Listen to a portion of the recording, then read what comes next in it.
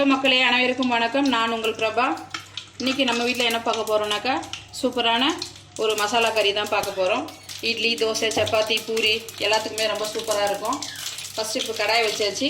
கடாய் கொஞ்சம் எண்ணெய் ஊற்றிட்டு கடுகு ஒரு அரை ஸ்பூன் சேர்த்துக்கிட்டேன். இப்போ இந்த ஸ்டேஜில் ஒரு கைப்பிடி கருவேப்பிலை சேர்த்துக்கலாம்.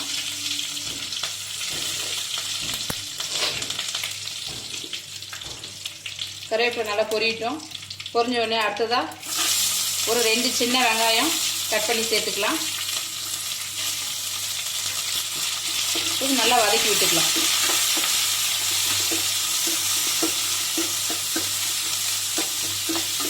நல்லா வெங்காயம் நல்லா வதங்கட்டும்.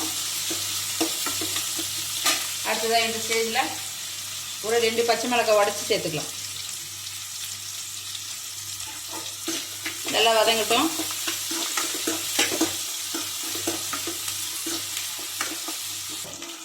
பாருங்கள், வெங்காயம் நல்லா வதங்கிடுச்சு. இந்த ஸ்டேஜில் நல்லா பழுத்த ஒரு 2 தக்காளி பழம் கட் பண்ணி சேர்த்துக்கலாம். சேர்த்துட்டு நல்லா ஒரு முறை நல்லா கலக்கி விட்டுக்கலாம். இந்த உருளைக்கிழங்கு மசாலா பார்த்தீங்கன்னாக்கா தோசை, இட்லி, சப்பாத்தி, பூரி எல்லாத்துக்குமே காம்பினேஷன் ரொம்ப சூப்பராக இருக்கும். இந்த தக்காளி வதங்கிறதுக்கு கொஞ்சம் கல்லுப்பு சேர்த்துக்கலாம்.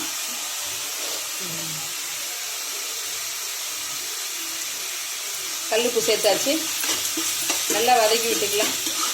நிறைய மசாலா சேர்த்து வேண்டாம், ஏன்னா வீட்டில் குழந்தைங்க இருப்பாங்க, வயசானவங்க இருப்பாங்க. நிறைய மசாலா போடாமல் ரொம்ப சிம்பிளாக, ஈஸியாக, டேஸ்ட்டாக ஒரு சிம்பிளான ஒரு மசாலா கறி தான் நம்ம பண்ண போகிறோம். நிறைய மசாலா வேண்டாம், வெறும் மிளகாத்தூள், மஞ்சள் பொடி மட்டும் போதும். அதுவும் நம்ம ஹோம்மேடாக நம்ம வீட்லேயே தயாரித்த மஞ்சள் பொடி, மிளகா பொடி எல்லாமே. தக்காளி நல்லா குழஞ்சி வதங்கட்டும். தக்காளி வெங்காயம் நல்லா வதங்கிருச்சு. இந்த ஸ்டேஜில் ஒரு அரை ஸ்பூன் மஞ்சள் பொடி சேர்த்துக்கலாம். மஞ்சள் பொடி சேர்த்துட்டு அடுத்ததாக நம்ம வீட்டிலே ரெடி பண்ண குழம்பு மிளகாத்தூள் தாங்க சேர்த்துக்கிறேன். ஒரு 1.5 ஸ்பூன் சேர்த்துக்கலாம். சேர்த்துட்டு நல்லா ஒரு முறை கலக்கி விட்டுக்கலாம். மசாலா பச்சை வாசனை போகிற அளவுக்கு நல்லா கலக்கி விட்டுக்கலாம். சிம்பிளாக டக்குன்னு ஒரு 10 நிமிஷத்தில் நீங்கள் இந்த உருளைக்கிழங்கு மசாலா செஞ்சிடலாம். ஒரு அரை டம்ளர் தண்ணி சேர்த்துக்கலாம்.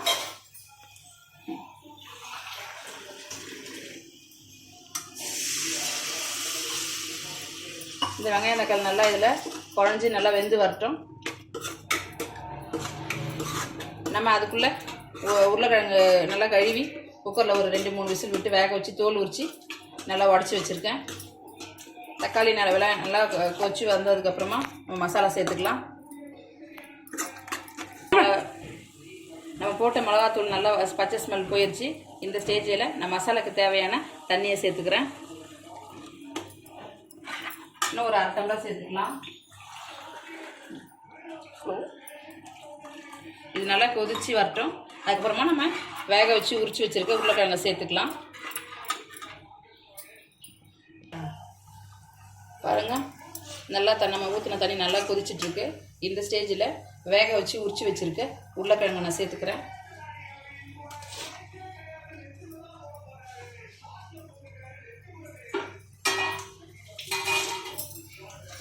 நல்லா ஒரு முறை கலந்து விட்டுக்கலாம்.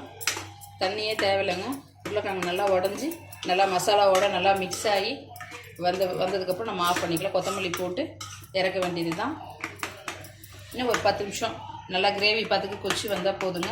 சுட சுட சூப்பரான சிம்பிளான ரொம்ப டேஸ்ட்டாக நம்ம வீட்டில் உள்ள குழந்தைங்களுக்கும் சரி பெரியவங்களுக்கும் சரி ரொம்ப விரும்பி சாப்பிடுவாங்க. ஒரு 10 நிமிஷம் கொதிக்கட்டும். பாருங்கள், உருளைக்கிழங்கு மசாலா ரெடி ஆயிடுச்சு. கொஞ்சம் கொத்தமல்லி போட்டு நல்லா ஒரு முறை கலந்து விட்டுக்கலாம். கலந்து விட்டுக்கின்னு சுட சுட தோசையை ஊற்றி அதில் மசாலா வச்சு காமிக்கிறேன். பாருங்கள், பார்க்குறதுக்கு எவ்வளோ சூப்பராக இருக்குது. பார்க்குறதுக்கு மட்டும் இல்லைங்க, நீங்கள் இதே மாதிரி வீட்டில் செஞ்சு சாப்பிட்டு பாருங்கள், ரொம்ப சூப்பராக இருக்கும்.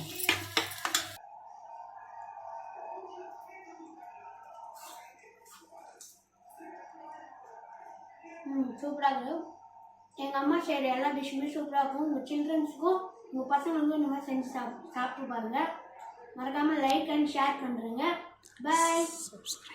சப்ஸ்கிரைப் பண்ணுறேங்க.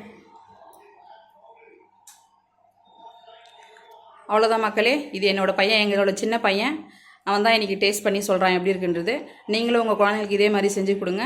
எப்படி இருக்குன்றதை மறக்காமல் நம்மளோட மெசேஜ் பாக்ஸில் மெசேஜ் பண்ணுங்கள். ஓகே, பாய்.